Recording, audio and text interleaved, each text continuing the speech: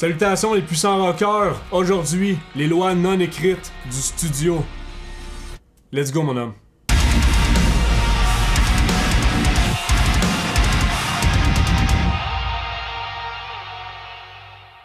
Les lois non écrites du studio. To be fair, c'est pas vraiment des lois, c'est juste du gros common sense, mais ça a de l'air que les bands ils ont vraiment de la misère à respecter ça. Disclaimer, je vais vraiment avoir de l'air de bâcher ces bands pis ces artistes, pis c'est exactement ça. Sauf que c'est toutes des erreurs que personnellement j'ai faites, que toutes mes bands ont faites. Moi j'ai été chanceux, le monde me l'ont dit de pas le faire, et j'ai essayé le plus possible de respecter ça. Là avant que t'ailles brailler dans les commentaires, ça fait 10 ans que je fais du studio, j'ai enregistré avec je sais pas combien de bands. J'en ai vu des affaires pis j'en ai eu des expériences. Je te garantis que 80% des bands font exactement tout ce que je vais dire prochainement dans la vidéo. Je suis pas là à être assis pis me vanter que je suis meilleur que tout le monde.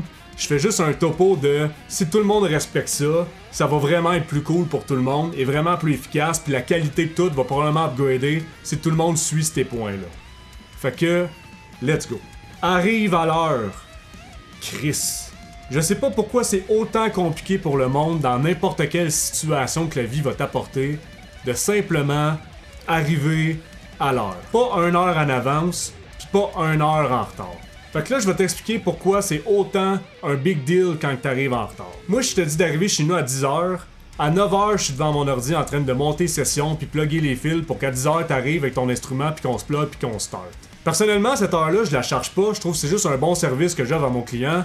Pour pas qu'il y ait un niaisage quand il arrive. Sauf que si moi je suis prêt à 10h puis que pendant 1h30 je suis de même devant mon ordi à t'attendre parce que tu peux arriver aux 5 minutes, ben cette heure-là je vais quand même te la charger. Fait que si on fait 20 jours de recording, à coup d'1 heure, 1h30 sur le bill pour rien, ça fait quand même un certain bon montant. Là tu vas m'appeler en panique parce que j'ai craqué la facture en mongol, tu dis ouais mais pas vrai, on a pas fait autant d'heures.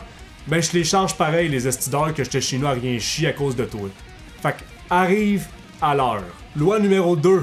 Être complètement scrap dans le studio à 12h30 n'est pas une nécessité. Le vieux mythe des années 80, comme quoi que tout le monde était scrap dans le studio pis c'était le plus gros party de l'année, c'est de la fucking merde. T'as besoin d'être absolument tech sharp en studio et avoir chaque parcelle de concentration que ton cerveau est capable de te donner. C'est ça, être en studio. Si t'es pas capable d'attendre jusqu'à 7h à soir pour aller au bar avec tes chums pour boire pis qu'absolument faut que tu sois chaud raide à 12h30, ben quand il va venir 3h pis ça va être à ton tour d'enregistrer pis tu seras pas capable d'enregistrer, c'est moi qui va pogner ta guide pis qui va le faire pour toi pis tu vas brailler dans ton char parce que t'as pas de stick track de tracker sur ton album.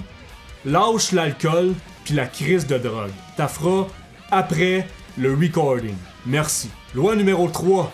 Si t'es guitariste ou bassiste, change tes cordes la veille.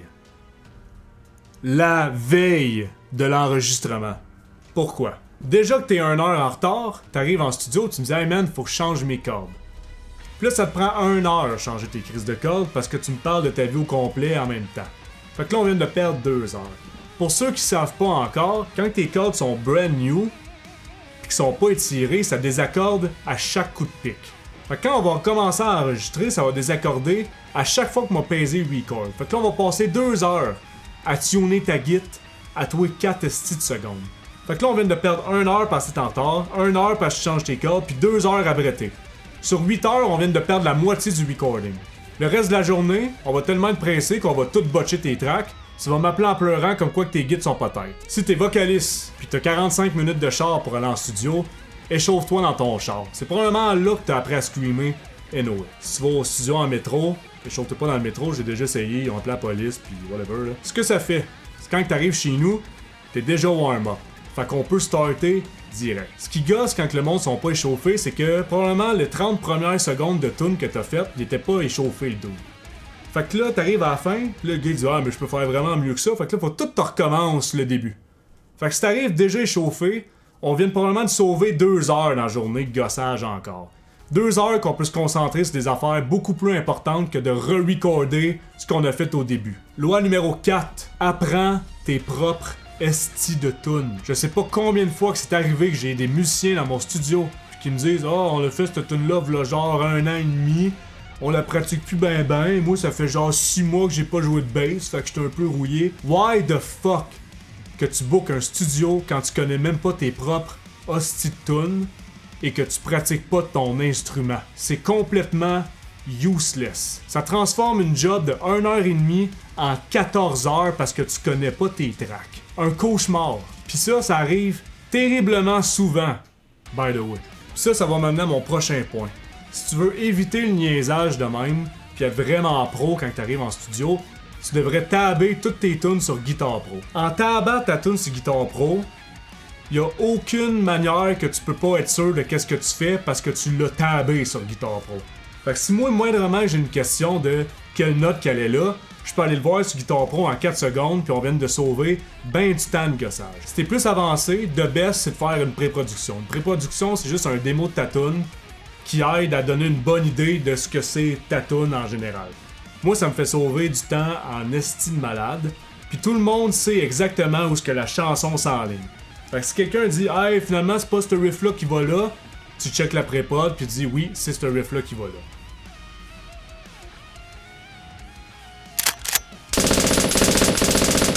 Loi numéro 5, tes tinamis pis ta blonde ont fuck all le rapport dans le studio.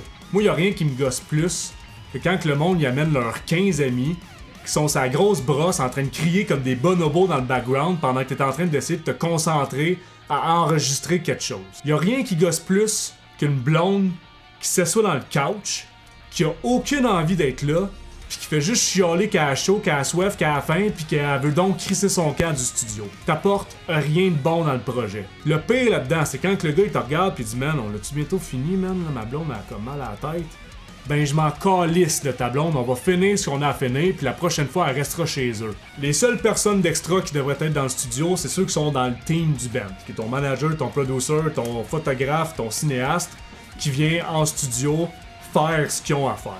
Sinon, les tinamis puis les blondes, ils restent à la maison. Loi numéro 6. Planifie rien d'autre dans ta journée. En studio, tu sais à quelle heure tu starts, tu sais jamais à quelle heure tu finis. Ça sert à rien de te planifier quelque chose à 5 heures. Ça va juste stresser tout le monde dans le studio parce que là, on est pressé pour que toi, tu t'en ailles à 5 heures. Ça fait qu'on va tout botcher tes tracks. Tu vas me rappeler dans 2 semaines pour me dire hey, « Mes tracks sont tout croche. » Ouais, ben c'était soit ça ou ton esti d'épluchette de blé d'Inde. Loi numéro 7. Les listes de changements doivent être vraiment moins chaotiques. Y'a rien qui me gosse plus que d'envoyer un mix à un band, pis qu'en 3 minutes et quart, je reçois 6 messages en même temps, de tout le monde séparé dans le band, pis que évidemment le drummer, son kick est pas assez fort, le vocaliste, il a pas assez de reverb, le guitariste, ses solos, on les entend pas, pis le bassiste, même si sa bass est dans le rouge à 180 dB, il y a pas de bass dans le mix, ok? Si tu m'écris en privé de même, je te réponds même pas. L'affaire avec ça, c'est quand t'as 5 personnes qui t'écrivent des affaires qui se contredisent toutes entre eux autres, tout est pogné dans le middle à savoir qu'est-ce que je change ou qu'est-ce que je change pas, puis c'est vraiment de la merde. Fait qu'après m'avoir fait chier de même pendant des années, je me suis fait un genre de petit système avec les bands qui évite tout ce niaisage-là. Voici le système.